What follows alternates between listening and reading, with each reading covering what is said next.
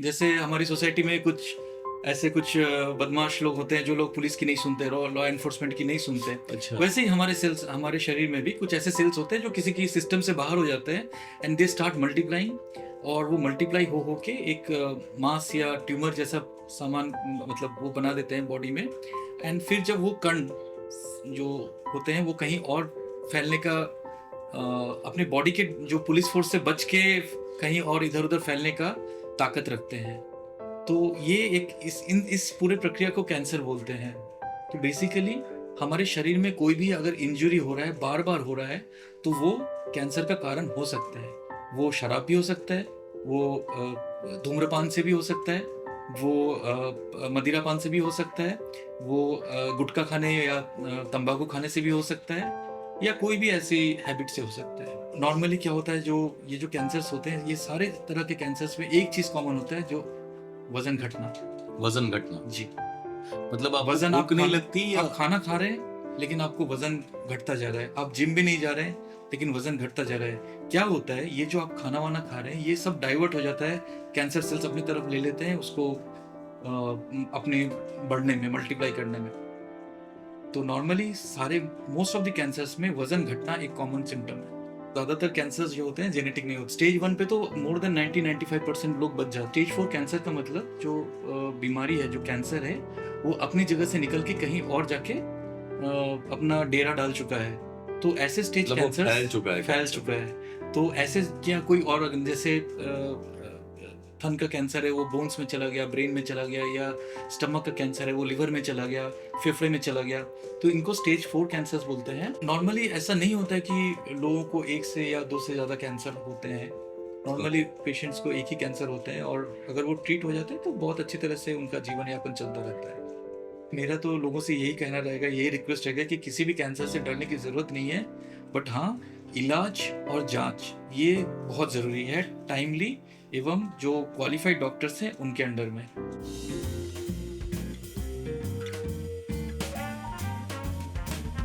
Conversations with Atul. हाय। ये गलतफहमी है कि कैंसर एक मॉडर्न इलनेस है, एक मॉडर्न बीमारी है, कुछ 100, 200, 300 साल पुरानी। लेकिन एक्चुअली इसके जो रेफरेंस हैं वो इजिप्शियन कल्चर में 4000 साल पुराने डॉक्यूमेंट्स में भी हैं। एडविन स्मिथ पैपरस में इसका रेफरेंस है, एक ट्यूमर का रेफरेंस है, और उसमें क्लियरली कहा गया है कि ये अनट्रीटेबल है। और ये डर कुछ कम नहीं हुआ है।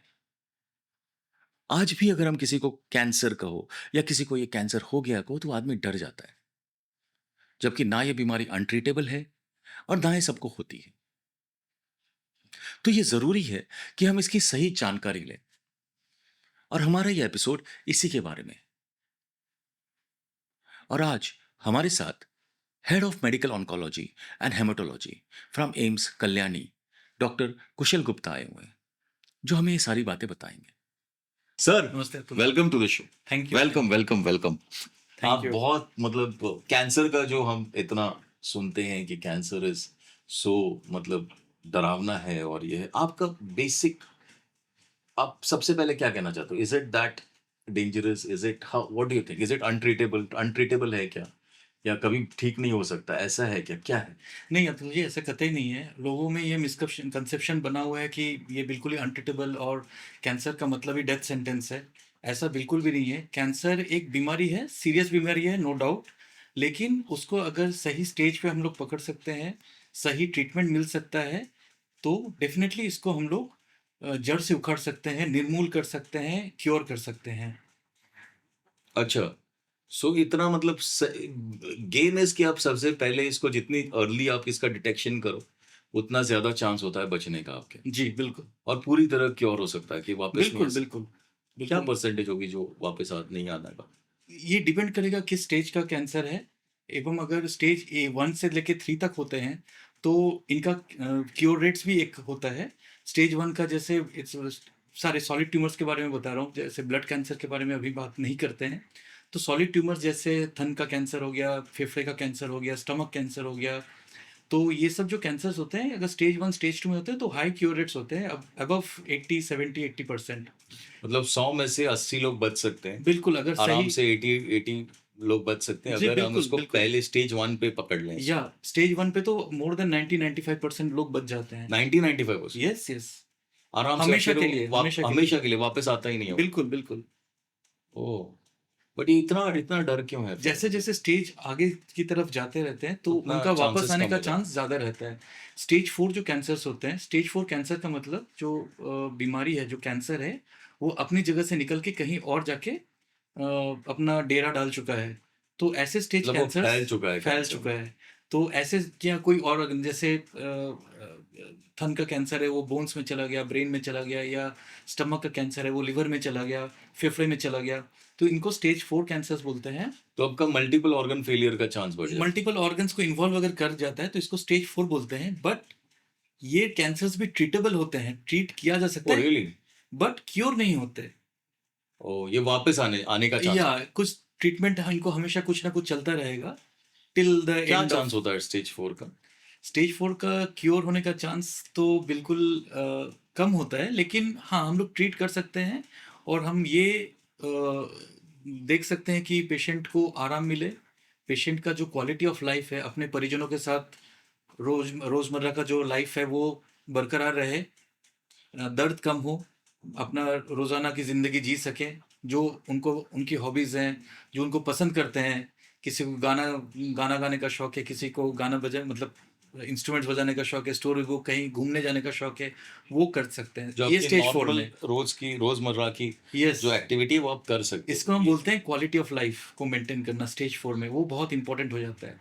और स्टेज 1 से लेके 3 में मतलब बेड रिडन नहीं रहते आप कुछ। या मतलब हमारा कोशिश यही होता है कि स्टेज 4 के कैंसर में भी हम लोग बीमारी पे जितना दूर हो सके ब्रेक लगा के रखें, सो दैट पेशेंट्स को ज़्यादातर परेशानी ना हो और वो अपनी रोज़मर्रा की ज़िंदगी और क्वालिटी ऑफ लाइफ अपने परिजनों के साथ गुड क्वालिटी टाइम बिता सके। और स्टेज 1 टू 3 तो हम लोग मतलब हम लोग क्योर की तरफ सर जाते हम हैं। सब पे आते हैं stage 1 2 3 4 will come in detail letter. Sir cancer होता क्या है? एक बेसिक आप अगर एक आम इंसान को आप समझाना चाहते हो कि कैंसर होता क्या है, मतलब ये किस तरह से होता है? Cancer is crab, right? I mean because it's like a yes crab like. Yes, it's crab केकड़े के मतलब खेकड़ा, खेकड़े केकड़े के के जैसे जैसे। जैसे ये होता है। तो आप आपकी तरफ से या अगर आप समझा सको एक बहुत ही आम इंसान को कि किसी को भी समझ जाए कि ये आपको कैंसर हुआ है मतलब आपको ये हुआ है। जी, देखिए हमारी बॉडी में ना एक पुलिस फोर्स काम करती है, एक जो हर चीज़ को रेगुलेट करते रहती है कि इस ये चीज़ हो गया, इसकी लाइफ इतनी थी, इसको ख़त्म करके अब नया कुछ होगा। ऐसे स्किन सेल्स होते हैं, हर जगह के सेल्स ऐसे मतलब बर्थ, लाइफ एंड डेथ में एक एक सेल हमारे शरीर में वैसे उस प्रोसेस पे घूमता रहता है, वो एक चक्रव्यूह में घूमता रहता है। बट कुछ कुछ सेल्स होते हैं जो अपने कुछ कारण की वजह से म्यूटेट कर जाते हैं और वो मल्टीप्लाई करने लगते हैं। म्यूटेट का मतलब क्या है? मतलब उनका नेचर चेंज हो जाता है, वो किसी की नहीं सुनते। जैसे हमारी सोसाइटी में कुछ ऐसे कुछ बदमाश लोग होते हैं जो लोग पुलिस की नहीं सुनते, लॉ एनफोर्समेंट की नहीं सुनते। अच्छा। वैसे ही हमारे सेल्स, हमारे शरीर में भी कुछ ऐसे सेल्स होते हैं जो किसी की सिस्टम से बाहर हो जाते हैं एंड दे स्टार्ट मल्टीप्लाइंग। और वो मल्टीप्लाई हो के एक मास या ट्यूमर जैसा सामान मतलब वो बना देते हैं बॉडी में। एंड फिर जब वो कण जो होते हैं वो कहीं और फैलने का अपने बॉडी के जो पुलिस फोर्स से बच के कहीं और इधर उधर फैलने का ताकत रखते हैं। तो ये एक इस पूरे प्रक्रिया को कैंसर बोलते हैं जी। सर मतलब एक अगर I am just trying to put it, क्योंकि आपने बहुत बड़ा इंटरेस्टिंग सा एनालॉजी दिया, आपने बहुत इंटरेस्टिंग कंपैरिजन किया आपने कि ये जो हमारा शरीर है इसको हम समाज समझते हैं। ये इसको समझो कि ये समाज है जिसमें हम बिल्कुल रहते हैं बिल्कुल। और इसके अंदर पुलिस फोर्स है, जुडिशरी है, ये सारे जज हैं, ये सारे हैं। जी ठीक है। तो हमारी एक इम्यून सिस्टम है जी। ये जो हमको सारी चीज़ों से बचाती है, यस ये होता है। यस। और ये कैंसर ऐसी चीज़ होती है, ये क्रिमिनल्स हैं। बिल्कुल, ये जो समाज में जो छुपे हुए क्रिमिनल्स हैं। क्रिमिनल्स हैं या गुनहगार हैं जो घूम रहे हैं अंदर आपके शरीर में, और वो पुलिस से बचते बचते आपकी बॉडी के अंदर एक ट्यूमर टाइप, मतलब एक बड़ा सा मास, एक गोला टाइप बना लेते हैं। एम आई राइट? बिल्कुल, वो पुलिस से अपने जो हमारा इम्यून सिस्टम है उसको आप अपना पुलिस फोर्स या कमांडो फोर्स भी बोल सकते हैं। और वो ये जो क्रिमिनल्स हैं, जो कैंसर सेल्स हैं, ये इनसे बच के छुपते छिपाते मल्टीप्लाई करते करते एक ट्यूमर, एक मास बना देते हैं जो हमारी पुलिस उनको डिटेक्ट करके डिस्ट्रॉय नहीं कर सकती है या तबाह नहीं कर सकती है, तो तब ये कैंसर्स होते हैं। तो इनको ट्रीट करने के लिए, इनके इलाज करने के लिए हमें बाहर से दूसरी रैपिड एक्शन फोर्स के लिए जो उनको मंगवाना पड़ता है, या बाहर से आर्मी का हेल्प लेना पड़ता है। ये अच्छा, है। वैसा है ये। यस, पूरा एनालॉजी आपने सही पकड़ा। नहीं, मैं पूछ रहा हूँ कि ये जो ट्यूमर है, ये तो मतलब ये एक मास होता है। तो ये जब काफ़ी टाइम ये होता है, जैसे मेरी मम्मी के केस में ये हुआ है एक्चुअली, कि उनको कुछ हुआ था और वो पकड़ा नहीं गया बहुत टाइम, तो उनको कुछ और हो गया था। तो शी कुछ फ़ीवर आ गया, कुछ हो गया, कुछ कोई लेना-देना नहीं था with, maybe it was but शायद नहीं था। और उसके बाद वो जब गई वहाँ जब उनको एडमिट किया गया तो पकड़ा गया, अरे! ये भी है, ये एक ट्यूमर है, तो वो निकाल दिया गया उसके बाद। तो ये काफ़ी टाइम होता होगा कि ये ट्यूमर आपको पता ही नहीं है कि आपके बॉडी के अंदर बन रहा है। इज़ दैट जी, पॉसिबल? जी, बिल्कुल, बिल्कुल।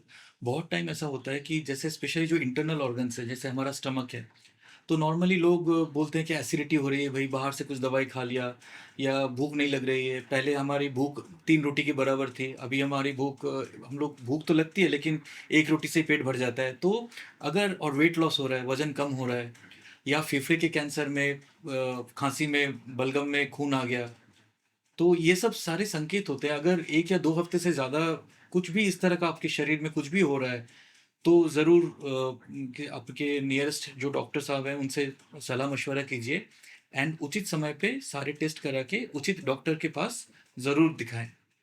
लेडीज़ में होता है, जैसे कोई थन में कोई लम्प है, कोई मांस गाँठ सा है, वो लोग इग्नोर करते हैं कि चलो ये तो होता रहता है। ब्रेस्ट में जो आप कह रहे हो? या तो ओके। वो होता रहता है, चलो दिखा लेंगे 1 महीना, 2 महीना, फिर वो कभी छोटा हो गया, कुछ होम्योपैथी कर लिया, या कुछ वो कर लिया, या कुछ तंत्र-मंत्र भी कर लिया, तो वी डोंट नो, मतलब तो हमें इमीडिएटली, कोई भी शरीर में कुछ भी एब्नॉर्मल होता है, हाँ। तो हमें इमीडिएटली उचित डॉक्टर साहब के पास उचित टेस्ट करा के डायग्नोसिस करना उचित चाहिए। डॉक्टर साहब का क्या मतलब है आपसे? जो इन सब के टेस्टिंग करने में या इस विषय में जानकारी रखते हैं। अगर किसी को लग रहा है कि शंका हो रही है कि ये कैंसर है, तो अभी इमीडिएटली जिस चीज़ का हमें हमारे पास प्रूफ है, क्योर रेट्स अच्छे हैं, जिस सिस्टम ऑफ मेडिसिन में क्योर, मतलब हमारे पास प्रूफ एविडेंस है, ट्रायल्स हो रखे हैं, दवाइयाँ मौजूद हैं, हमें उन डॉक्टर साहब के पास ज़रूर जल्द से जल्द जाना तो चाहिए। Basically you are talking modern medicine. Yes, I am talking so about you are not modern. Talking about Ayurveda and या I am homeopathy. Talking about evidence based modern medicine. So अगर आप किसी को हो जाता है तो उसको ही और she has to go to an oncologist. Yes, मतलब जिसने ये, इस विषय में पढ़ाई की है, हाँ, मतलब अल्टरनेटिव मेडिसिन अभी तो अवॉइड करना अभी चाहिए, अवॉइड करना चाहिए। ये आपको लगता है? यस। ओके। तो ये कैंसर आप क्या होता है, मतलब ये कैंसर किस तरह से बनता है या क्या होता है ये? कैंसर के बहुत सारे कारण हो सकते हैं, जैसे कुछ अराउंड 25 टू 30%, 20 से 25% कैंसर्स हेरिडिटरी होते हैं, जैसे फैमिली टू फैमिली जाते हैं। कुछ कैंसर्स होते हैं, मेजोरिटी ऑफ द कैंसर्स हमारे कुछ खराब आदतों की वजह से होती है, जैसे स्मोकिंग हो गया, शराब हो गया। इसकी वजह से जो हमारे सेल्स को डैमेज करते हैं ये चीज़ें, जैसे स्मोकिंग, आपको ही पता है, फेफड़े के कैंसर से लिंक्ड होता है। बहुत सारे स्मोकिंग 10 लगभग शरीर में 10 से 12 तरह के कैंसर्स अलग अलग कर सकता है, जैसे किडनी कैंसर हो गया, गुर्दे का cancer, bladder cancer, stomach cancer, हमारा जो फूड पाइप होता है, खाने की नली, उसका कैंसर, फेफड़े का कैंसर, थन का, ब्रेस्ट का कैंसर। तो ये सब में स्मोकिंग कंट्रीब्यूट करता है। दूसरा बात होता है, जैसे खैनी हो गया या गुटखा हो गया, ये सब में ओरल या जो गले का कैंसर है, ये काफ़ी कॉमन होता है।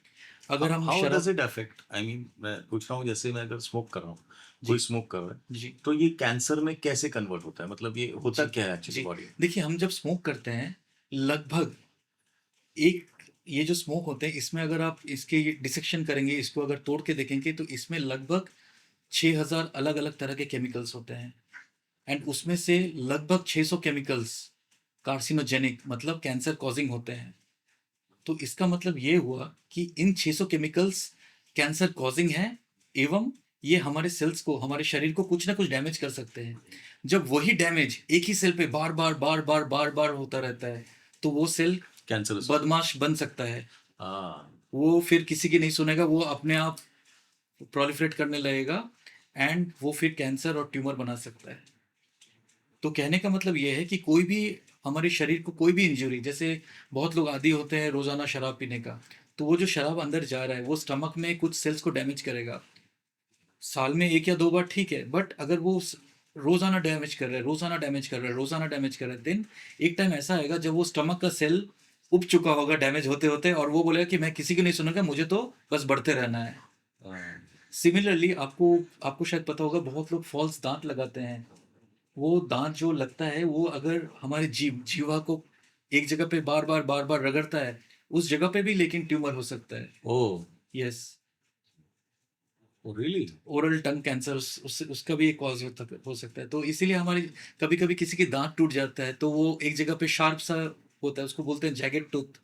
तो जैगेट टूथ की वजह से भी वो टंग पे घिसता रहेगा, घिसता रहेगा, घिसता रहेगा। पहले अल्सर होगा, वो फिर हील नहीं होगा, तो वो फिर बाद में जाके कैंसर बन ही सकता है।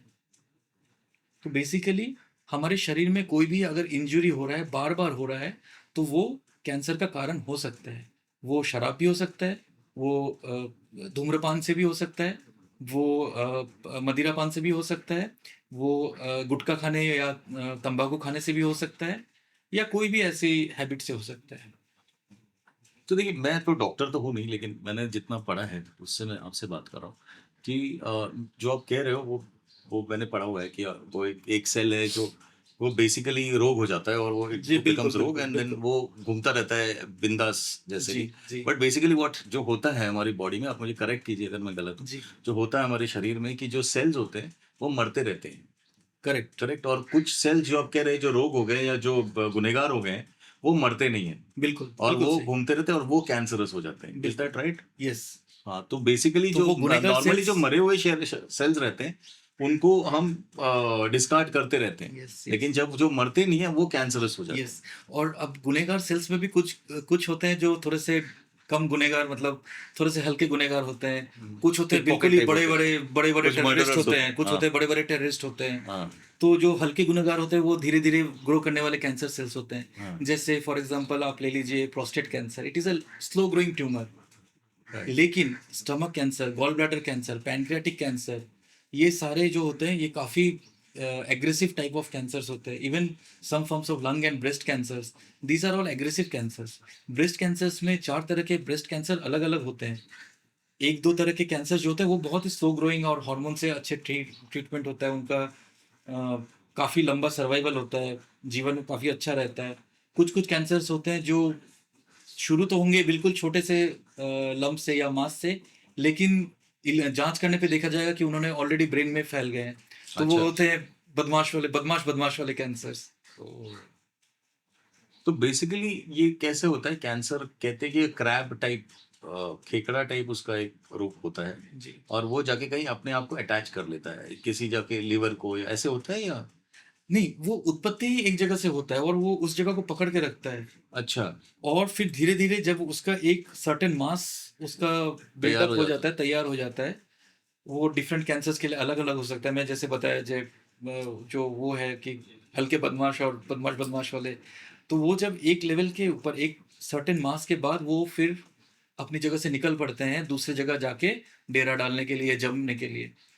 फॉर एग्जांपल स्टमक से वो लंग्स में जा सकते हैं, लिवर में जा सकते हैं, बोन्स में जा सकते हैं, या थन या ब्रेस्ट से बोन्स में जा सकते हैं, ब्रेन में जा सकते हैं, अलग अलग जगह पे जहाँ पे भी उनको। कहीं भी जा सकते हैं वो? यस यस, वो मतलब हमारे उसके बाद उसके ऊपर कोई कंट्रोल नहीं? हमारे शरीर की धमनियाँ, मतलब आर्टरीज एंड लिम्फ वेसल्स के थ्रू से वो कहीं पे भी सर्कुलेट होके एक जगह पे जाके अटैच हो सकते हैं और फिर वहां पे फिर ग्रो कर सकते हैं।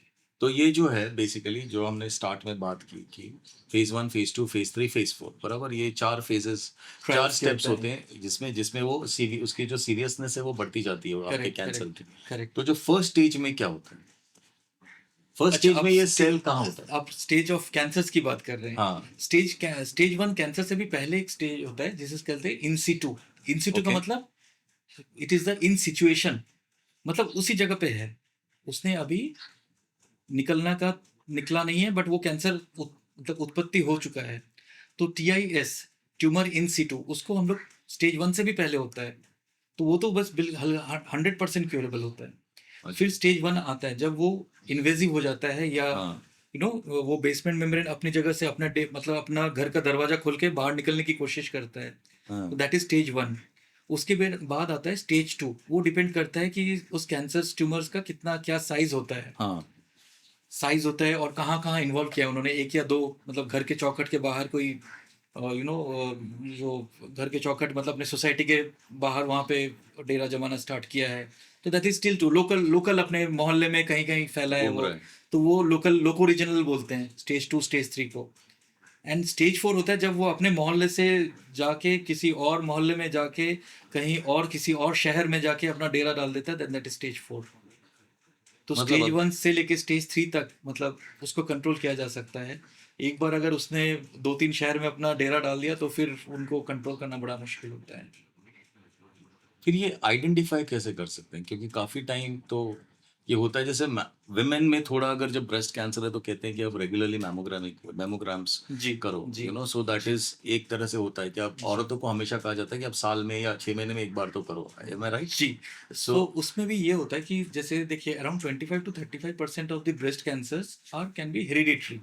अच्छा। यस, अराउंड जिसको हम लोग बोलते हैं BRCA1 एंड BRCA2 जीन्स। हाँ तो ये क्या होता है कि अगर आपके फैमिली में हिस्ट्री है हाँ कि माता जी को या नानी जी को या आपकी बहन को किसी को कैंसर हुआ है, तो उनका जीन जेनेटिक टेस्टिंग होता है, और अगर उस जेनेटिक टेस्टिंग में कुछ पॉजिटिव आया मतलब उनका हेरिडिटरी है, इन दैट केस उनके जो इमीडिएट फर्स्ट डिग्री रिलेटिव्स है, उनकी बेटी या उनकी बहन, उनको टेस्ट करा लेना चाहिए, जेनेटिक टेस्टिंग। और इन केस उनका भी फिर उसमें जेनेटिक्स में पॉजिटिव होता है, लेकिन उनको अगर बाई चांस उनको अभी तक केमो मतलब अभी अभी तक कैंसर हुआ नहीं है, इन दैट केस उनको रेगुलरली फॉलोअप में रहना पड़ता है अंडर एन ऑन्कोलॉजिस्ट,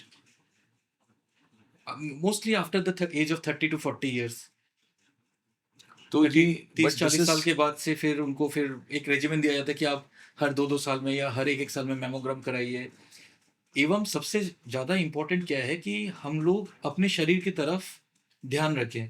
कुछ भी एबनॉर्मल हो रहा है, कोई भी लंप हो रहा है, ये हमें खुद ध्यान रखना पड़ेगा कि हमारा शरीर 1 महीने पहले कैसा था, उससे 1 महीने पहले कैसा था और अभी कैसा है।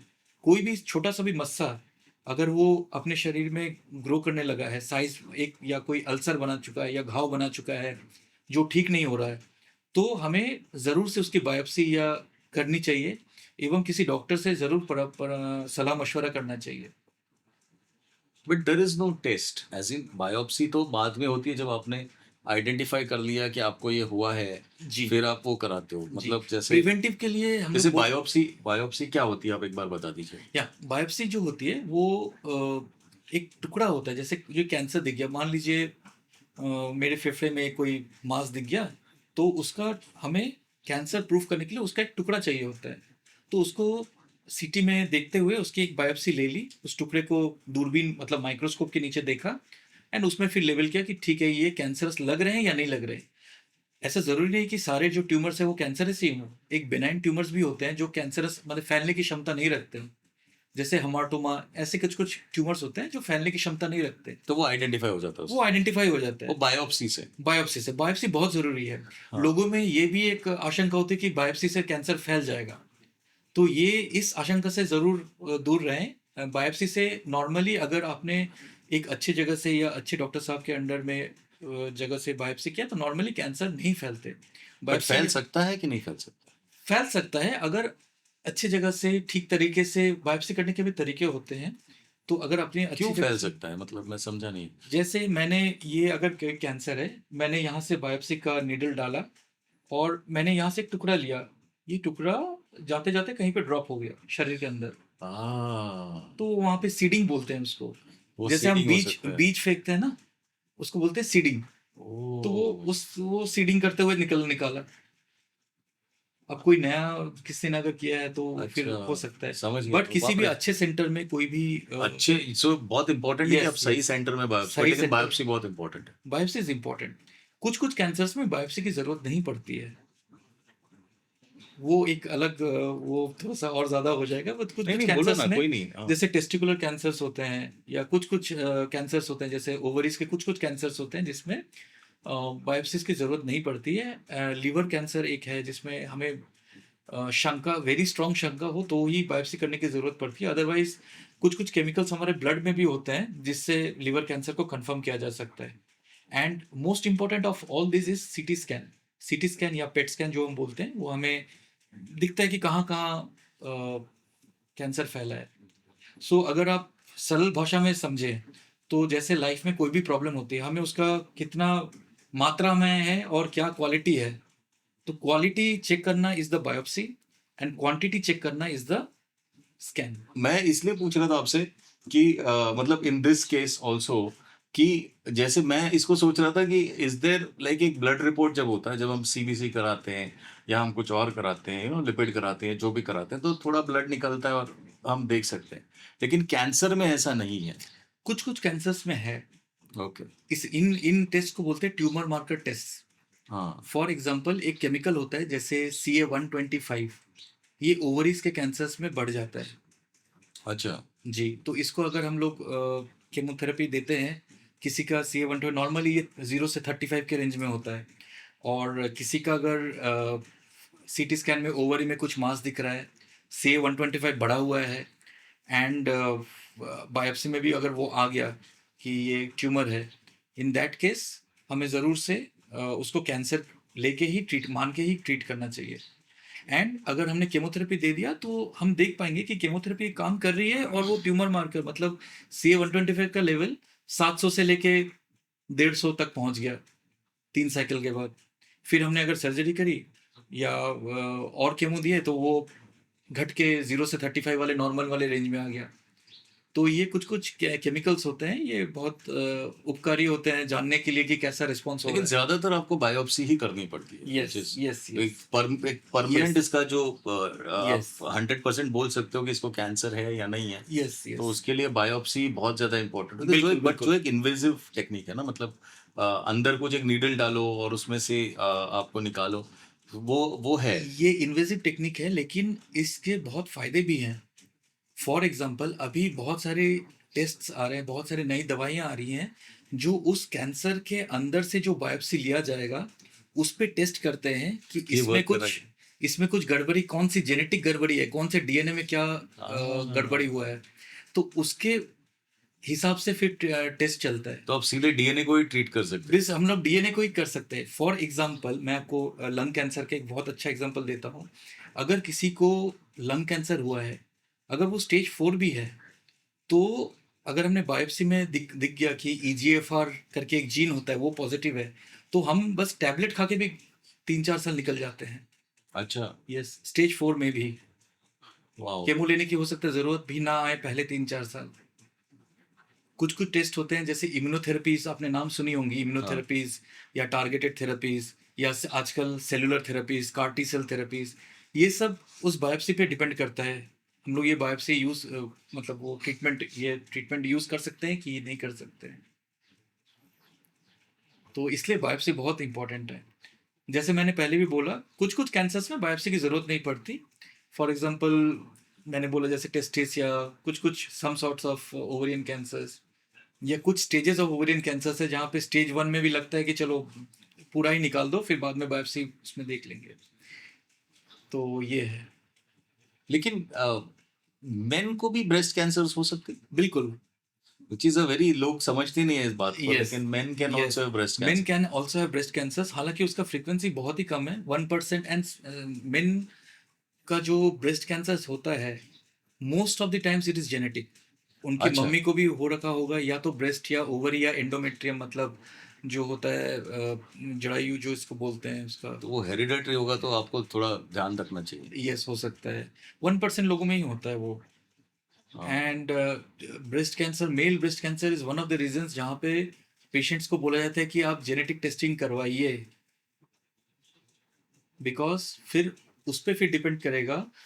अच्छा, जिनको जैसे मैंने बोला BRCA1 and BRCA2 mail breast cancers में हमें जेनेटिक टेस्टिंग करनी पड़ती है, और इसलिए भी करनी पड़ती है क्योंकि बहुत सारी नई दवाइयाँ आ गई हैं जो जेनेटिकली टेस्टेड कैंसर्स को ट्रीट कर सकते हैं। एवं ये जो BRCA1 एंड BRCA2 जीन्स है, इससे सेम मेल्स को प्रोस्टेट कैंसर और का भी रिस्क बढ़ जाता है, पैनक्रियास कैंसर का भी रिस्क होता है। तो अगर हमने मान लीजिए किसी मेल पेशेंट मतलब पुरुष को हमने जेनेटिक टेस्ट कैंसर से हमने जेनेटिक पकड़ा, तो हम उसका रेगुलर इंटरवल पे जब भी वो चेकअप के लिए आएगा तो हम उसका प्रोस्टेट और पैनक्रियास वगैरह भी देखने के लिए कर सकते हैं, टेस्ट कर सकते हैं कि कहीं हमने ब्रेस्ट तो ठीक कर दिया, कहीं उसको प्रोस्टेट में कुछ ना आ रहा हो। ओ, क्योंकि वो फैला है या नहीं, मतलब फैला पहले से नहीं, ही वो प्रोस्टेट में भी सेकंड कैंसर आ सकता है उसको, because of this, because it's because of genetic. This genetic. बाप रे। तो एक जेनेटिक तो आप टेस्टिंग कर सकते हैं हम पहले ही या नहीं? नॉर्मली अभी जो स्क्रीनिंग, जो जेनेटिक स्क्रीनिंग होता है वो कुछ कैंसर्स के लिए ही अभी रिकमेंडेड है। लेकिन कैंसर्स की जैसे रेंज ही प्रोस्टेट, इतनी है, हाँ जैसे प्रोस्टेट है, ब्रेस्ट है, इन सब के लिए अभी रिकमेंडेड है। तो शायद इसलिए भी तो लोग नहीं करते ना, क्योंकि हालांकि रेंज। ज्यादातर, मैं फिर से रिपीट करता हूँ, ज्यादातर कैंसर्स जो होते हैं जेनेटिक नहीं होते हैं। Around 60 to 65% cancers are not genetic. Yeah that is true. जी कि मतलब आपके माता पिता को है इसलिए आपको हुआ है, या आपके माता पिता को जी नहीं है तो भी आपको हो सकता है। जी ये बात ये बहुत कम लोग जी शायद जी समझते हैं। जी तो शायद इसलिए भी तो लोग कैंसर जो इतना हम देखते हैं कि जैसे अभी एक सर्टेन एज के बाद ऑलमोस्ट सब लोग है ना एक रेगुलर ब्लड टेस्ट कराते हैं। एक 40 के बाद एक जी जनरली लोग कराते हैं जी कि जी साल में जी तो एक बार मैंने करा दिया। जी तो ऐसा कोई मार्कर ही नहीं है ऑन इन कैंसर्स। और रेंज इतनी बड़ी है कैंसर्स जी की कि मतलब जी आपको एक 100 तरह के कैंसर हो सकते हैं, शायद जी या जी ज्यादा भी हो सकते हैं, पता नहीं। More than 200 type of solid हाँ, cancers. More than 200 types of solid जी कैंसर जी जिसकी बिल्कुल टेस्टिंग भी अलग अलग है। बिल्कुल बिल्कुल। तो शायद इसकी वजह से एक जो एक जनरल मार्कर होता जी है वो जी है नहीं। जी जैसे हमने एक लिपिड कर लिया तो मुझे पता है कि कोलेस्ट्रॉल जी है, या मुझे जी सर्दी किस चीज से हो रही जी है, तो ये सारी चीजें मुझे पता चल जी जाती। जी लेकिन कैंसर्स में ये रेंज नहीं होती। तो जी। आप क्या सजेस्ट करोगे? जैसे मैं जैसे बता रहा हूँ आपको, जैसे कोई भी सिम्टम हो, सबसे पहली बात तो हमें वार्निंग साइंस ऑफ कैंसर पे ध्यान रखना पड़ेगा। बताइए क्या क्या है। एक शुरू से करते हैं। हेड में अगर आपको ब्लरिंग, मतलब दिख दिख नहीं रहा है सो ठीक से। हम लोग अभी अब डॉक्टर कुशल गुप्ता हमको ये बता रहे हैं कि वार्निंग साइंस क्या क्या होती है कैंसर की। ये बड़ी इंपॉर्टेंट है बात, क्योंकि मैं आपसे ये इसलिए कह रहा हूँ कि मैंने जितना पढ़ा है मुझे लगता है कि ये बड़े इजीली इजीली आइडेंटिफाइबल नहीं है। कैंसर इतनी आसानी से आप पकड़ नहीं सकते हो कि आपको कैंसर है या नहीं है। तो ये बहुत इंपॉर्टेंट इन्फॉर्मेशन है। तो आप बताइए क्या जी है, स्टार्ट अगर, से शुरू करते हैं, आप सर से चलिए शुरू कर चलो। सर से शुरू करते हैं। सर में अगर आपको हमेशा दर्द रहता है जो ठीक नहीं हो रहा है, नए सिरे से दर्द शुरू हुआ है, देखने में धुंधलापन आ रहा है, उल्टियाँ हो रही है, तो ज़रूर एक बार डॉक्टर के पास सलाह मशवरा कर लें। नाक से खून बह रहा है, नाकों की वॉइस में चेंज हुआ है, गले में वॉइस में चेंज हुआ है, पहले वॉइस कुछ और था, अभी कुछ वॉइस और चेंज हो गया। एंड मोर सो बिकॉज अगर आप इसके साथ स्मोकिंग या तंबाकू का सेवन करते हैं तो आपको ज़रूर डॉक्टर साहब के पास देखना चाहिए। या बलगम में खून आ गया, खांसी रहती है, बलगम में खून आ रहा है, वज़न घट रहा है, या रीढ़ की हड्डी में कहीं पे दर्द हो रहा है, तो ज़रूर आपको डॉक्टर साहब के पास सलाह मशवरा करना चाहिए। या लेडीज़ में थन में या ब्रेस्ट में अगर उसको कुछ लम्ब नज़र आ रहा है तो ज़रूर उसको इग्नोर ना करें। या निपल एरिया से कुछ निकल रहा है, कुछ ऐसे कुछ द्रव्य निकल रहे हैं, जैसे ब्लड जैसे कुछ डिस्चार्ज हो रहे हैं, तो ज़रूर एक बार डॉक्टर साहब से कंसल्ट करना चाहिए।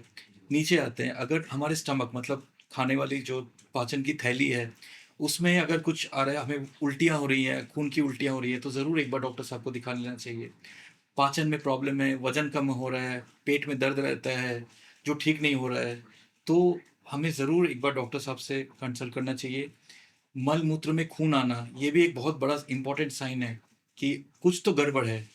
इस सिचुएशन में कभी कभी होता है कि यूरिन में खून आता है, कोई स्टोन होता है, तो वो पास जब करता है तो वो खुरेदते हुए निकलता है, तो वो यूरिन में कभी कभी स्टोन होता है। या फिर मल में अगर किसी को पाइल्स है या हेमोरॉइड्स है, तो बवासीर जिसे कहते हैं, तो उसमें भी खून आ ही सकता है। बट ये सब कोई भी साइंस है तो इसको इग्नोर हमें नहीं करना चाहिए, हमें जो है उसको नज़रअंदाज नहीं करना चाहिए। नॉर्मली क्या होता है, जो ये जो कैंसर्स होते हैं, ये सारे तरह के कैंसर्स में एक चीज़ कॉमन होता है, जो वज़न घटना।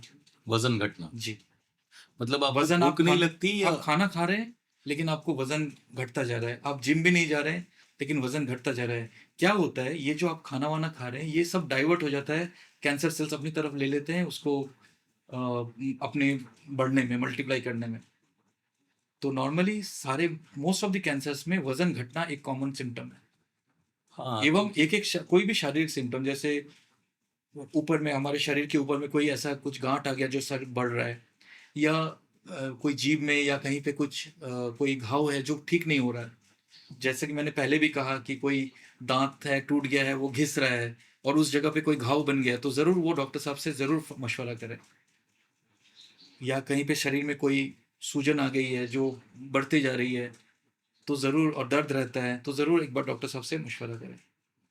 अगर कुछ नहीं हुआ तो बहुत अच्छी बात है, लेकिन इसको नज़रअंदाज कतई ना करें। हाँ, बट बायोप्सी काफी महंगी भी है कंपेयर टू सो वो भी तो एक नहीं, अब बायोप्सी अच्छे जगह से करते हैं, गवर्नमेंट हॉस्पिटल्स में ऑलमोस्ट हर जगह होता है, बहुत ज़्यादा महंगी नहीं है। मे नहीं, बी बट ये हर ये चीज के लिए एक करनी पड़ रही है ना, मैं या वो बोल एक एक महीने की सिगरेट जो आप जो भी लोग खाते होंगे, धूम्रपान करते होंगे, उस सिगरेट के आधे से भी कम दाम में हो सकता है बायोप्सी हो जाए। तो नॉर्मली ऐसा नहीं होता है कि लोगों को एक से या दो से ज़्यादा कैंसर होते हैं। नॉर्मली पेशेंट्स को एक ही कैंसर होते हैं, और अगर वो ट्रीट हो जाते हैं तो बहुत अच्छी तरह से उनका जीवन यापन चलता रहता है। तो किस तरह के मतलब कैंसर्स होते हैं जनरली, अगर आप जैसे आप बता रहे थे लंग कैंसर होता है, ये होता है, जी जो मेन कैंसर्स हैं जो ज्यादा मतलब अगर हम 80-90% जिनको लोग होते हैं, वो आप किस किस तरह के होते जी पुरुषों के हैं? रिलेशन में जो मोस्ट कॉमन कैंसर है वो है फेफड़े का कैंसर, एवं जो गले और नाक और गले का कैंसर होता है, कान नाक गले का कैंसर होता है, जो कि ज़्यादातर टाइम तंबाकू या तंबाकू के प्रोडक्ट्स, धूम्रपान, ये सब से होता है। स्त्रियों में जो कैंसर होता है वो मोस्ट कॉमन है सर्विक्स कैंसर एवं ब्रेस्ट कैंसर। ये 3-4 तरह के जो कैंसर्स हैं, ये 70 से 80% ऑफ द कैंसर्स को अफेक्ट करते हैं। बाकी कुछ कैंसर्स होते हैं जैसे ब्लड के कैंसर्स होते हैं, वो भी हो सकते हैं, या पित्त की थैली का कैंसर, गॉल ब्लैडर कैंसर कहते हैं, स्टमक कैंसर कहते हैं, लीवर कैंसर कहते हैं, पैनक्रियास का कैंसर कहते हैं, गुर्दे का कैंसर कहते हैं, ब्लैडर का कैंसर कहते हैं, या अतड़ियों का कैंसर कहते हैं। वो बाकी के जो है 20-30% में बाकी रहते हैं। जो मोस्ट कॉमन कैंसर्स हैं, ये 4 कॉमन कैंसर्स हैं। आपने स्टार्ट में कहा कि हम ब्लड कैंसर को थोड़ा साइड में रखते हैं, ऐसा क्या है ब्लड कैंसर में जो बाकी कैंसर से इसको डिफरेंशिएट कर सकता है? जी, ब्लड कैंसर जो होता है वो आपको तो पता ही है, ब्लड हमारे शरीर के सारे अंगों में सारे जाता है। अंगों में, और होता तो क्या है ब्लड कैंसर, होता क्या है? सेम चीज़ होता है, जैसे कुछ ब्लड के जो कण होते हैं वो फिर प्रोलिफरेट करने लगे, मल्टीप्लाई करने लगे, और वो जैसे ल्यूकीमिया की बात कर लेते हैं अगर हम। ल्यूकीमिया मतलब वाइट ब्लड सेल्स का कैंसर। हाँ। तो वाइट ब्लड सेल्स क्या करते हैं? White blood cells are themselves the police force. अच्छा। हमारे शरीर के पुलिस फोर्स वो खुद है। बराबर, WBC, लेकिन हाँ। या अगर मान लीजिए उस पुलिस फोर्स में से कुछ जो है वो दूसरे गैंग में शामिल हो गए, करप्ट है। करप्ट नहीं बोलूंगा, चलिए दूसरे गैंग में शामिल हो गए, अच्छा, तो वो गैंग में ही शामिल हो गए वो। चलिए, तो वो मल्टीप्लाई करने लगे। फिर उन्होंने क्या किया कि फिर वो लोग बाकी जो है अच्छे पुलिस फोर्स को उसको दबाने लगा, प्लेटलेट कमने लगा, हेमोग्लोबिन कमने लगा।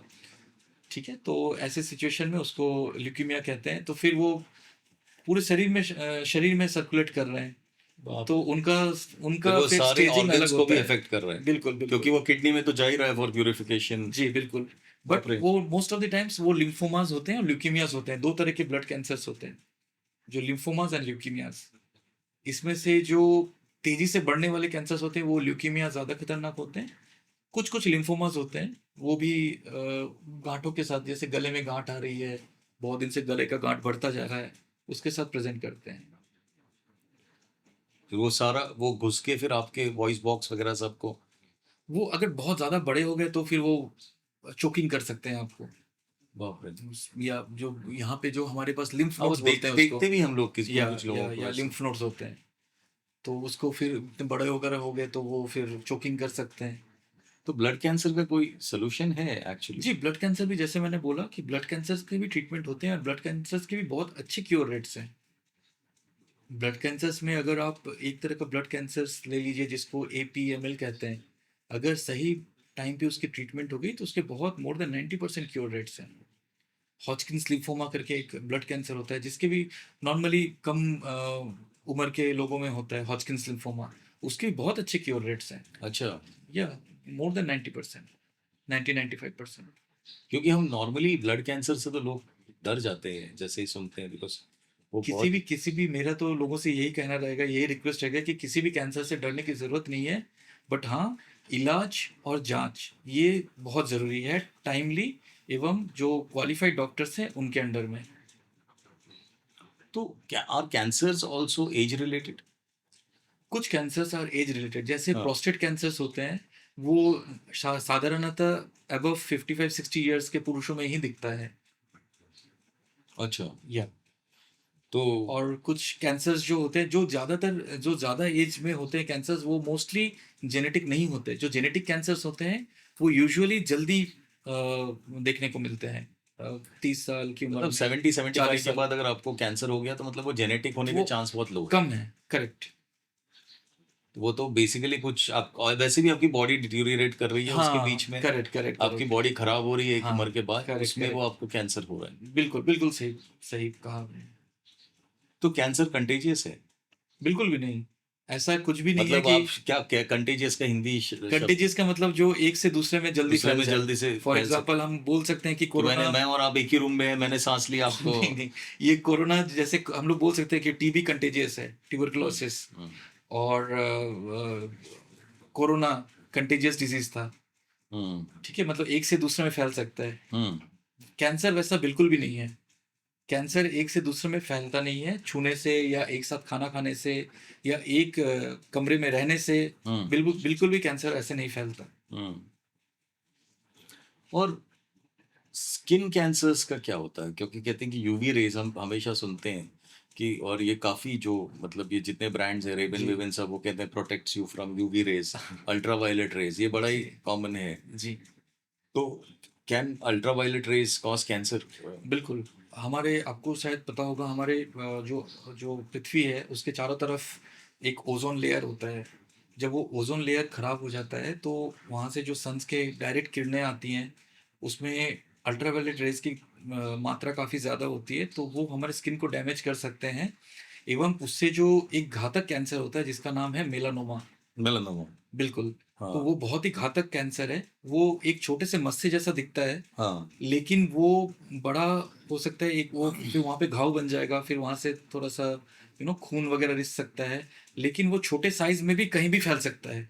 मतलब स्किन के अंदर से घुस के वो ब्लड वेसल्स के थ्रू या धमनियों के थ्रू या लिम्फ नोड्स के थ्रू से, लिम्फ वेसल्स के थ्रू से कहीं पे भी शरीर में फैलने की क्षमता रखता है। एंड वो अराउंड 1% लोगों में हो सकता है।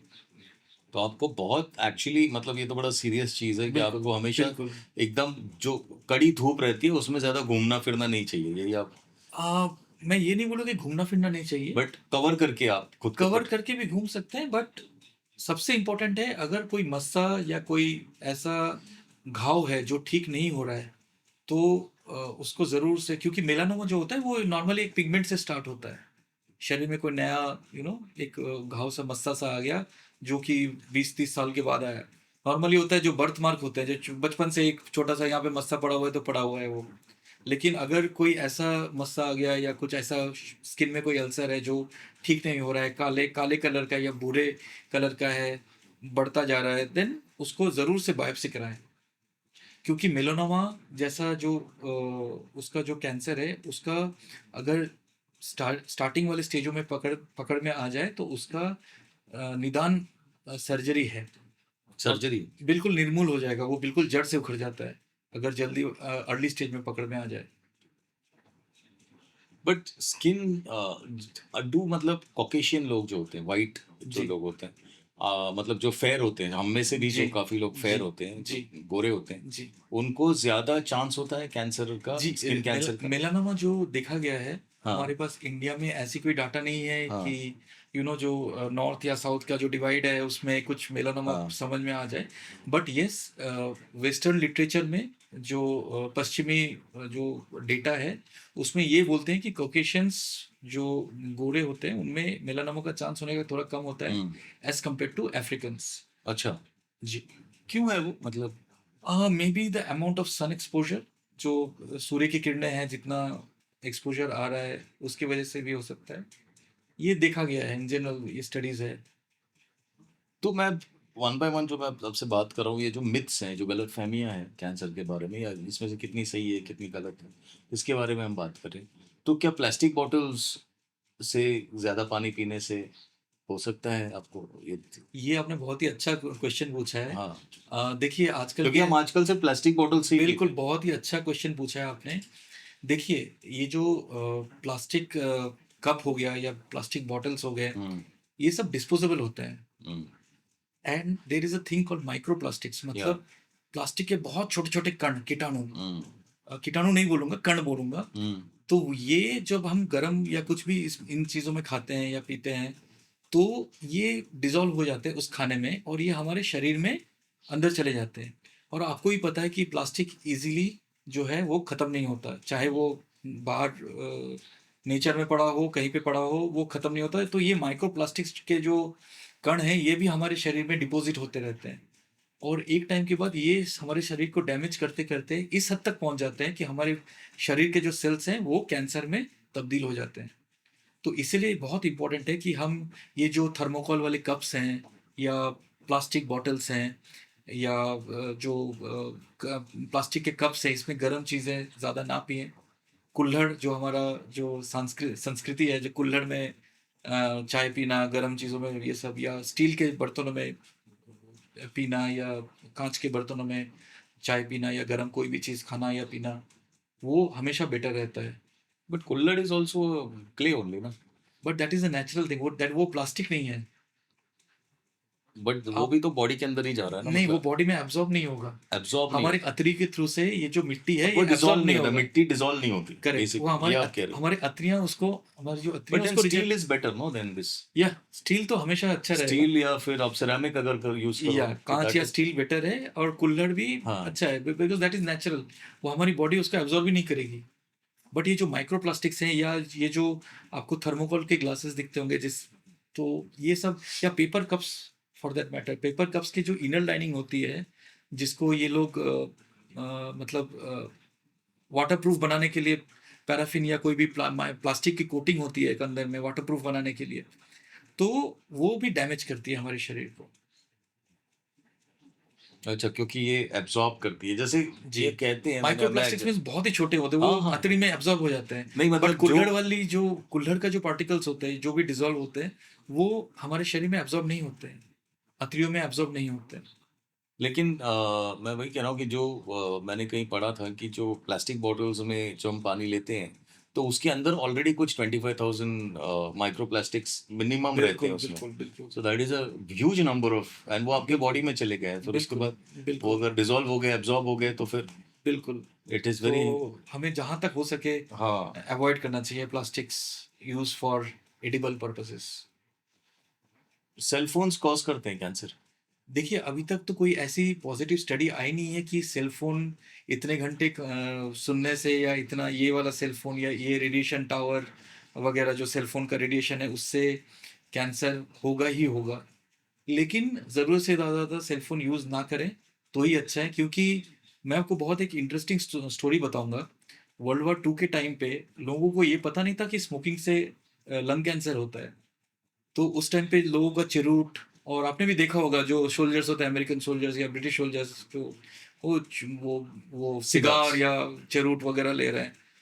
तो जब वॉर वगैरह ख़त्म हो गया एंड 1970 के दशक में देखा गया कि बहुत सारे लंग कैंसर उनको देखने को मिल रहा है, तो फिर यूएस सर्जन जनरल ने उसकी रिसर्च किया, तो उन्हें पता चला कि this was all due to this tobacco. Lung cancer causes tobacco was discovered after 30 to 40 years।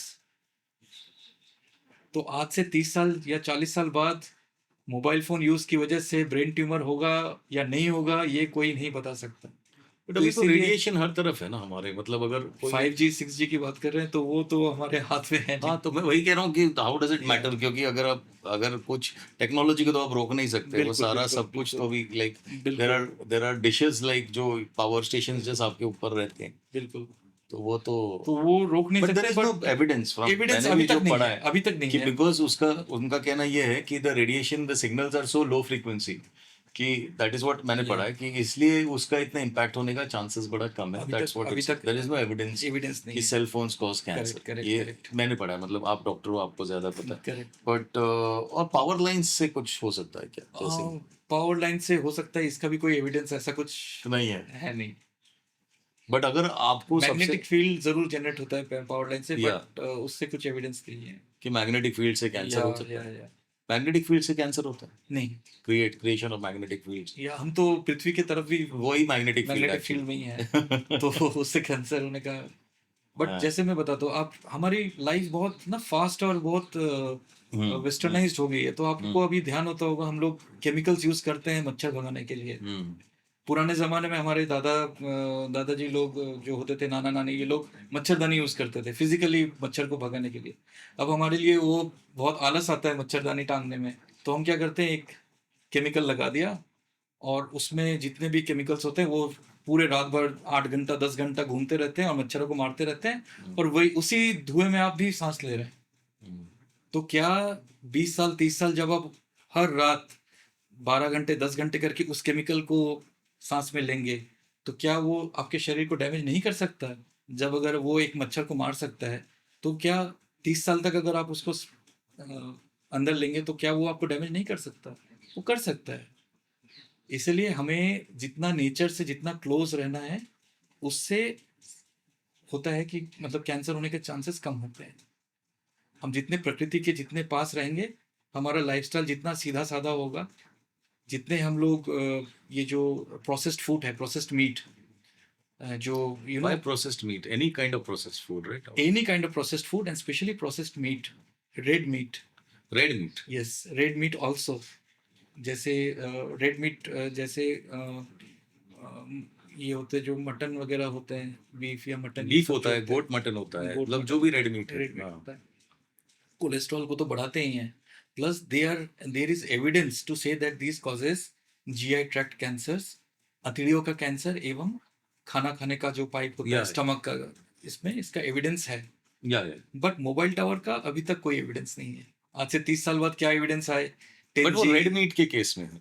Red meat के केस रेड में मीट के evidence केस है. में, व्हाइट मीट के केस में नहीं है. व्हाइट मीट के केस में या फिश के केस में. फिश के केस में, तो फिश तो is supposed to be very good for yes, fish is supposed to be white meat. या Fish and poultry, chicken is या या considered to be white meat. But red meat का ये बहुत और एक जो मेजर जो मैंने बहुत पहले पढ़ा था, और जब मुझे जो जितना पता था, और फिर बाद में भी जब मैं इसका थोड़ा रिसर्च कर रहा था, जब मैंने पढ़ा, तो ये मेरे ख्याल से एक मिथ है कि does sugar, excess sugar cane, मतलब शुगर कॉज कैंसर. क्योंकि मैंने जो पढ़ा था, मैं आपको बता रहा हूँ, बहुत पहले की बात है, कि आपको कम शुगर लेनी चाहिए, जो वैसे भी आपको लेनी चाहिए लाइफ में.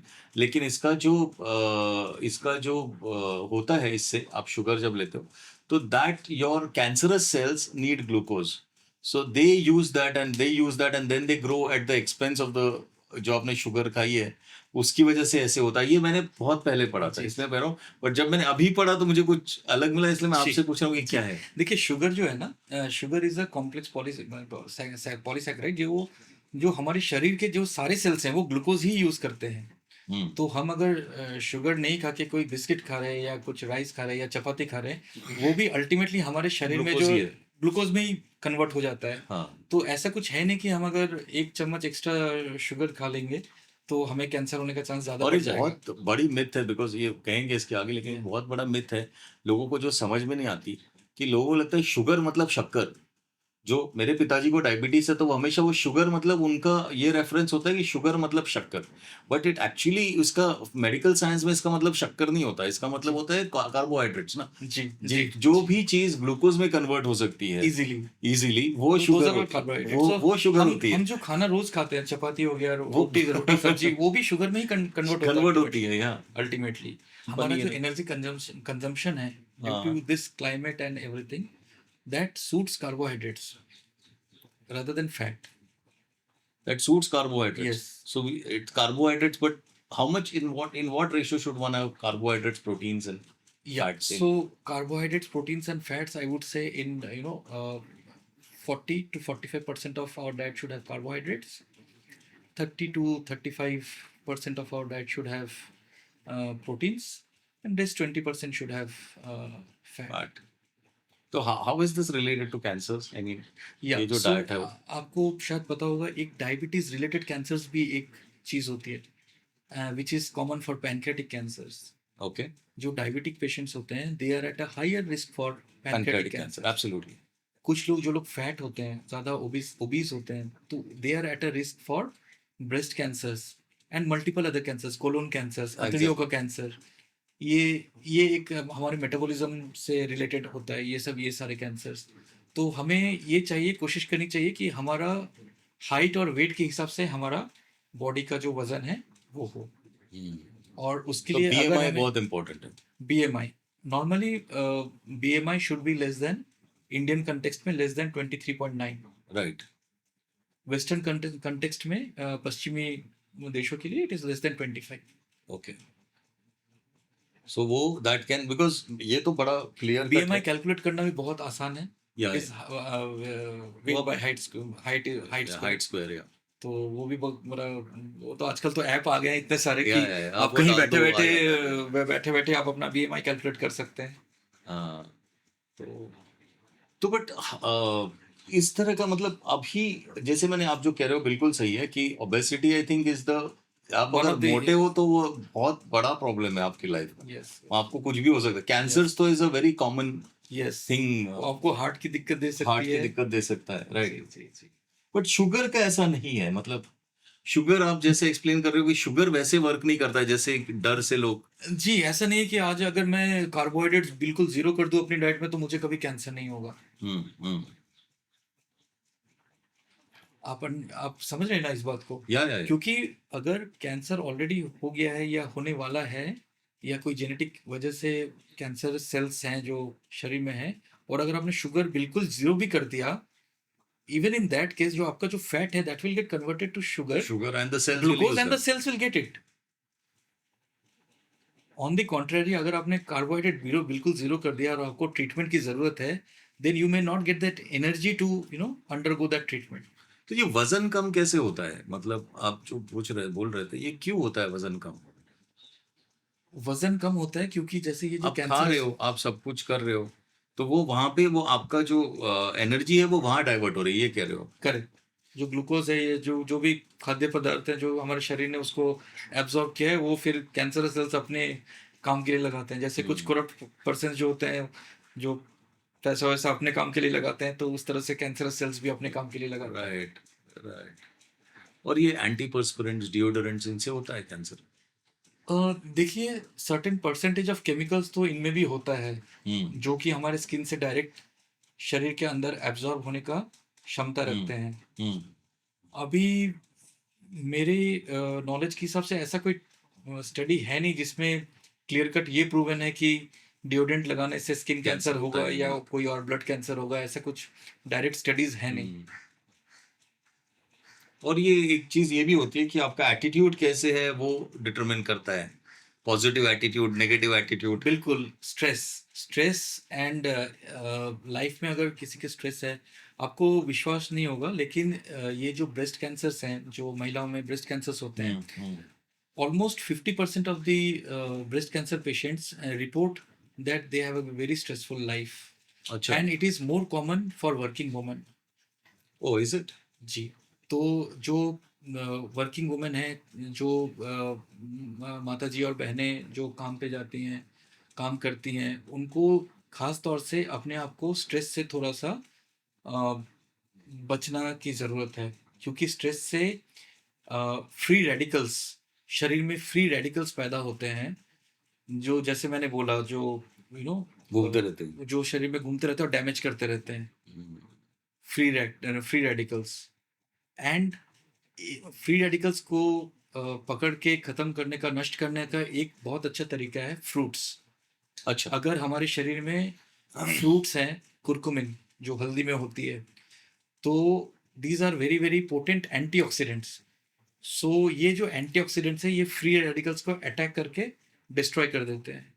तो ये फ्री रेडिकल्स जो है हमारे सेल्स को फिर डैमेज नहीं करते।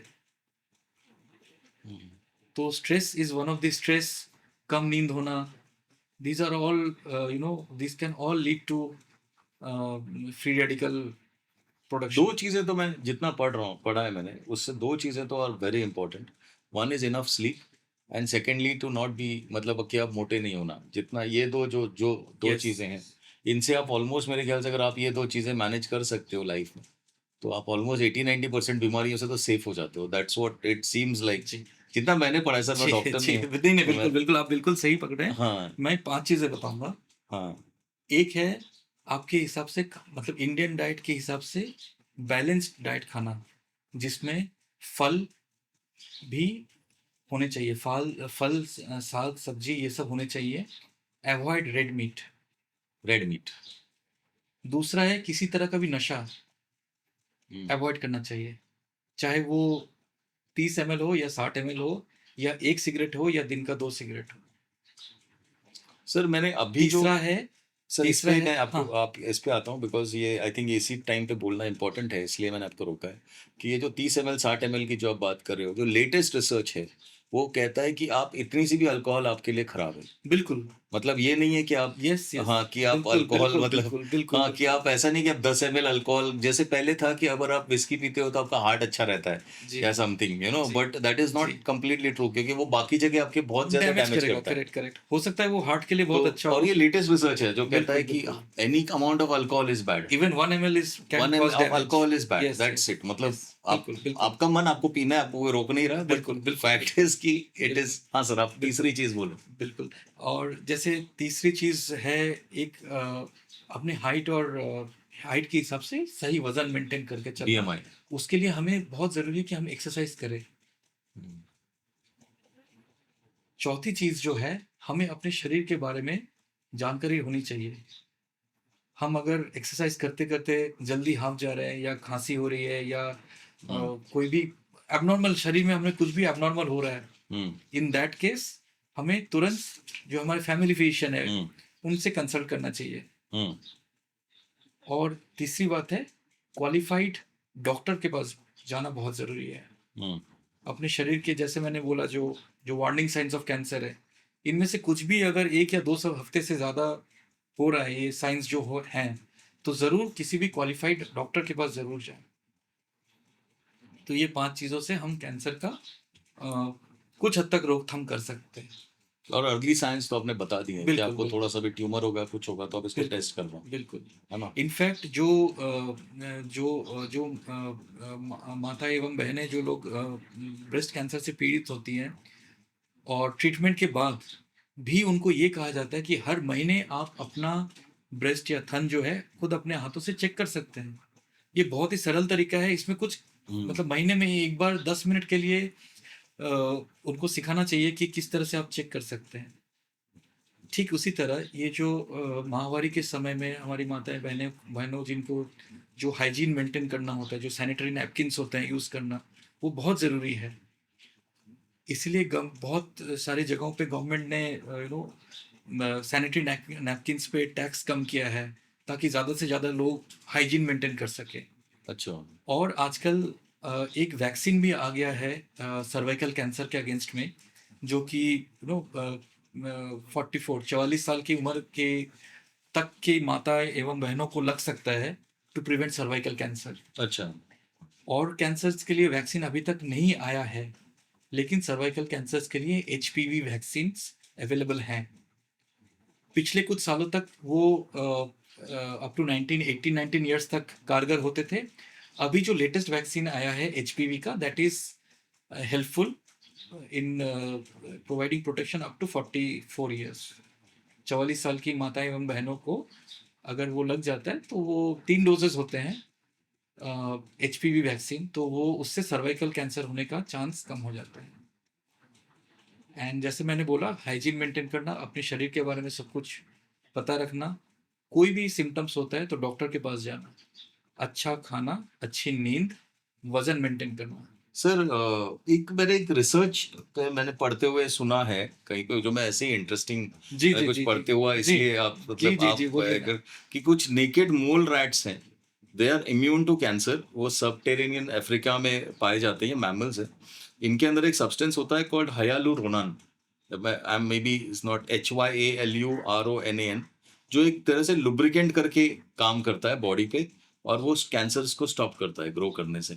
इस पे अभी कुछ मतलब ये एक है, कहते हैं कि इससे एक डिस्कवरी से एक शायद ट्रीटमेंट की तरफ हम बढ़ सकते हैं। ये एक अच्छा, ये इस बारे में मुझे ज़्यादा आइडिया मतलब हाँ मुझे मतलब ज़्यादा नहीं, मैंने नॉलेज ऐसे ही नहीं है। पढ़ते हुए पढ़ा बट है ये ये ऐसे कि हाइलोयूरोन जो होता है, यूरोनन जो आप बोल रहे हैं, हाँ this is most likely a protein या ग्लाइकोप्रोटीन होता है जो हमारे शरीर में हाइलोयूरोनिक एसिड के नाम से भी।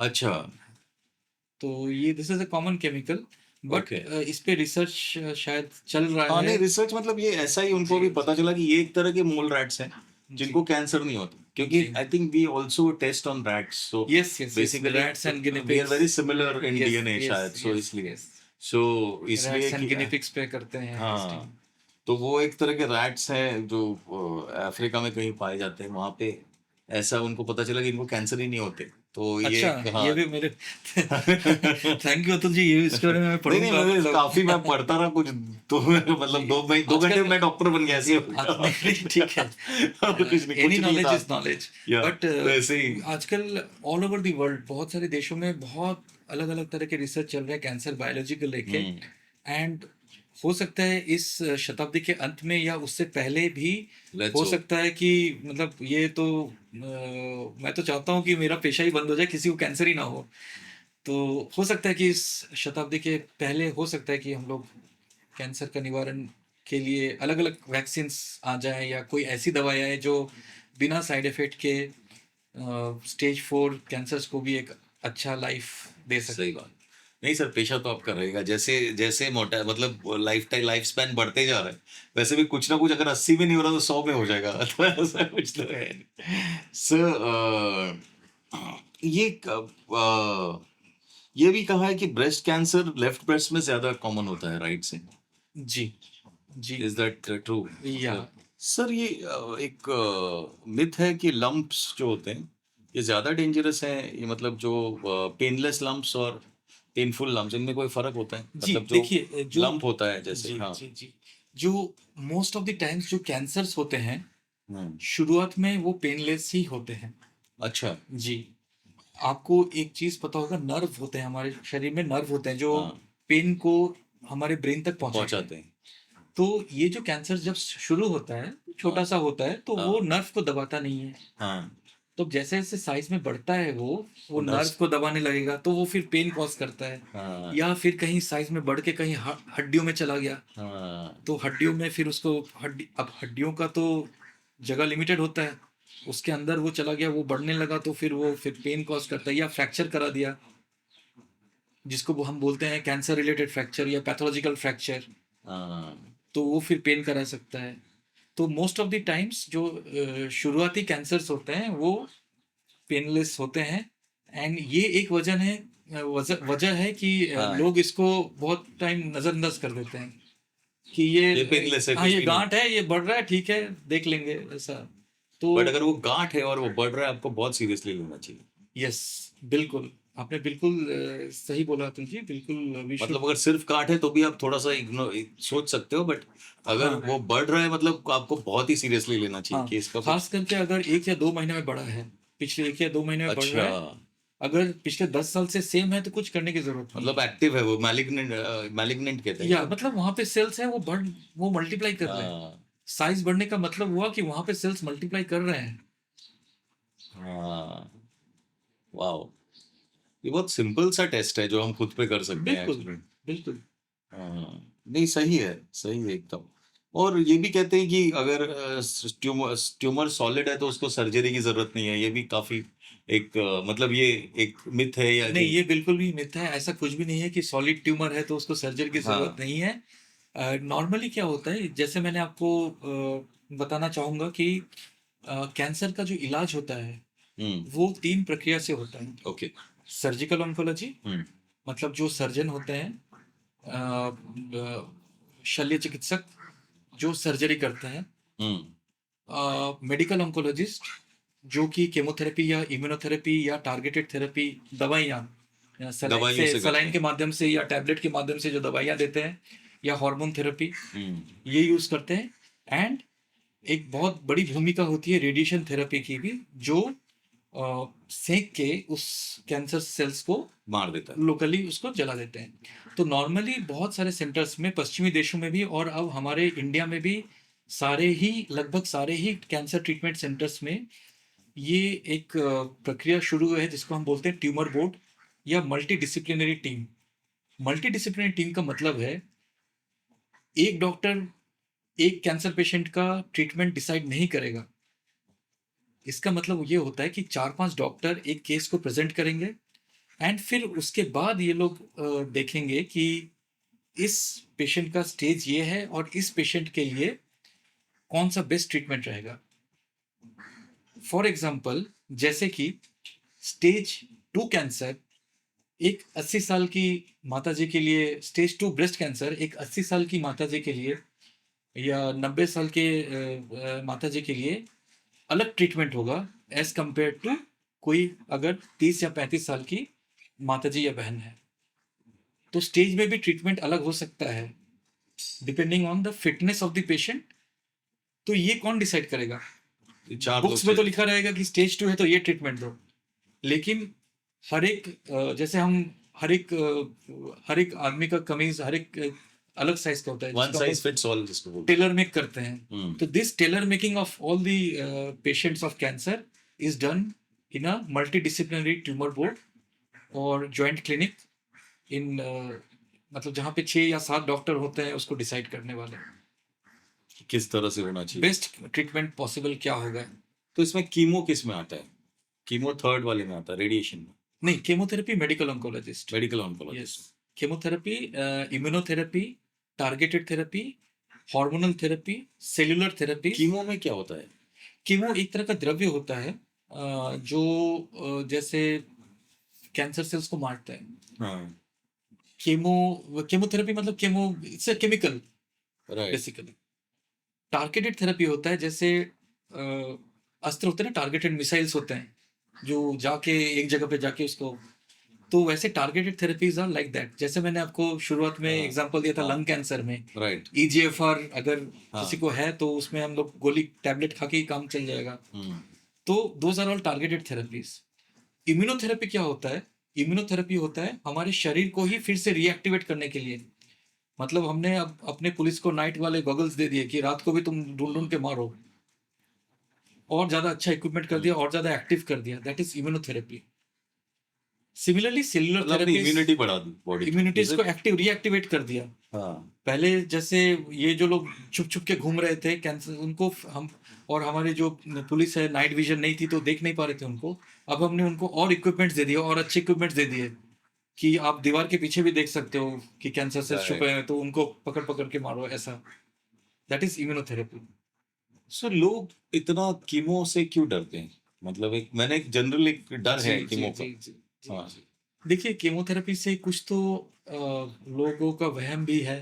हम्म, उन्होंने कभी सुना होगा किसी के किसी के घर में किसी को केमो मिला था तो केमो के बाद और हालत खराब हो गई, तो कैंसर था तो ठीक था, डॉक्टर साहब ने केमो लगा दिया तो और हालत खराब हो गई। तो इसलिए एक मिथ चला आ रहा है लोगों में कि केमोथेरेपी से बाल चले जाते हैं या वॉमिटिंग इतनी होगी कि फिर आप बचोगे नहीं, कुछ खा नहीं पाओगे, या कुछ और साइड इफेक्ट्स हो गया। तो ये एक बिल्कुल ही मिथ है कि केमोथेरेपी देने से बिल्कुल ही मतलब सिचुएशन और खराब हो जाएगा। ऐसा बिल्कुल भी नहीं है। केमोथेरेपी के साइड इफेक्ट्स से बचने के लिए आजकल बहुत सारी दवाइयाँ आ चुकी हैं। पेशेंट्स को शायद ही कभी वॉमिटिंग वगैरह का वॉमिटिंग करना पड़े, वॉमिटिंग हो केमोथेरेपी की वजह से। आजकल बहुत सारी दवाइयाँ आ चुकी हैं जिससे केमोथेरेपी के दौरान चलते हुए भी पेशेंट्स को भूख बराबर लगती है। और बहुत सारे पेशेंट्स होते हैं स्पेशली जो यंग होते हैं, जो लेस देन 50 होते हैं, लेस देन 60 होते हैं, वो लोग केमोथेरेपी को बहुत अच्छी तरीके से झेल लेते हैं। अच्छा। और केमोथेरेपी का इसलिए भी रोल है क्योंकि अगर कोई ऐसा ट्यूमर है बड़े साइज का जो हम लोग लोको रीजनल, जैसे मैंने बताया ना आपको, मोहल्ले में घूम रहे हैं, तो उनको अगर हम केमोथेरेपी से उसको थोड़ा सा छोटा कर सकते हैं, तो साइड में अगर कोई इंपॉर्टेंट स्ट्रक्चर है तो उसको हम लोग फिर काट के निकालने में आसानी पड़ती है सर्जन को। ये तो बड़ा इम्पोर्टेंट है ये Yes, process. yes. So that's why chemotherapy has a very important role. Not only chemotherapy, immunotherapy, targeted therapy, all of this have got very important roles in cancer. And एक बार जब operation हो गया, फिर उसका जो जो जो टिश्यू जाता है पैथोलॉजी की, फिर एक फाइनल रिपोर्ट आती है कि भाई ये स्टेज है, इसमें इतने लिम्फ नोड्स पॉजिटिव थे, ये ट्यूमर का साइज था।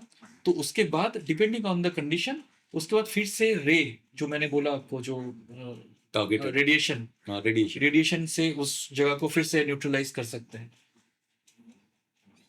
तो कीमो में बाल जाने का बड़ा ये होता है ना, या नहीं जी होता? जी जी। केमो, कुछ केमोस शायद में, वो इसलिए भी होता कुछ होगा। कुछ केमोथेरेपी, ऐसा नहीं है कि सारे केमोथेरेपी लेंगे तो सबके बाल चले जाएंगे, ऐसा नहीं है। कुछ केमोथेरेपी होते हैं, जैसे दवाइयाँ होती है, जैसे पैक्लिटैक्सेल, डॉक्सीटैक्सेल, तो इनमें बाल जाने के ज्यादा चांसेस होते हैं। किसी किसी केमो में बाल बिल्कुल भी नहीं जाते हैं। हाँ, लेकिन वो काफी, मेरे ख्याल से वो बेसिकली अगर आप किसी के बाल गए हैं तो आपको तो क्या चल रहा है, कीमो चल रहा है, तो उससे भी वो डर फैलता होगा कि यार हाँ ये तो ये इसका, बिकॉज इट्स अ फिजिकल, जी जी, फिजिकली appearance, आपको जी दिखता है जी कि जी ये इसकी वजह से हुआ है। जी जी जी, फिजिकल अपीयरेंस, मतलब जो होता है, बहुत सारे माता और बहनों बहनों को, माता जी और बहनों को थोड़ा सा सेल्फ एस्टीम जो होता है डाउन कर देता है, सेल्फ रेस्पेक्ट डाउन कर हाँ, देता है। इसलिए। लोग बोलते हैं अरे तुम, तेरे को तो कैंसर चल रहा है, तेरे को तो बाहर ही नहीं निकलना चाहिए, तो क्यों निकली है। ये सब बिल्कुल ही मिथ है।